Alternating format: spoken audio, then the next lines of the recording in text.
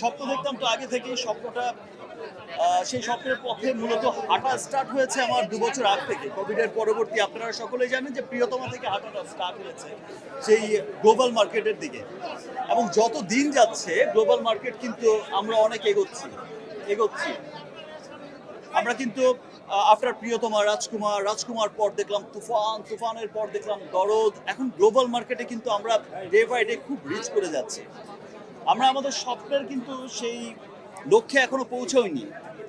এখনো যেতে হবে অনেক দূর, এখনো কাজ করতে হবে, এখনো অনেক দূর যাওয়া আমাদের বাকি। মাত্র তো শুরু হলো এবং যাবো ইনশাল্লাহ অনেক দূর। ছোটবেলা থেকে এখন পর্যন্ত এক শাহরুখ খানকেই দেখে আসছি,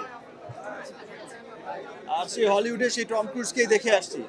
আমি যখন ছোট ছিলাম, যখন স্কুল গোয়িং ছিলাম, তখন থেকেই শাহরুখ খানকে দেখছি সুপারস্টার, দিল ওয়ালে দুলহানিয়া লে যায়েঙ্গে। এখনো দুলহানিয়াই নিয়ে যাচ্ছে। So, once a megastar, always megastar.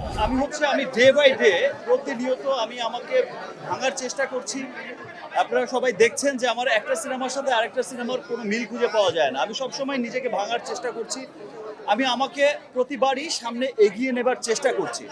আজকে আমার দরদ যেমন দেখলেন, সবাই দরদ দেখে খুব ভালোবাসা দিচ্ছেন, হাইস্ট ওপেনিং দিয়েছেন দরদকে। দরদ পৃথিবীর যেখানে রিলিজ হচ্ছে প্রত্যেকটা মানুষ দেখছেন।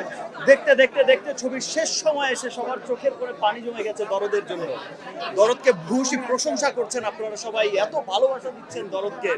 ইনশাল্লাহ আমার নেক্সট সিনেমাগুলো দেখবেন যে আরো অন্যান্য ডিফারেন্ট সিনেমা হবে এবং সেই সিনেমাগুলো আপনাদের অনেক ভালো লাগবে।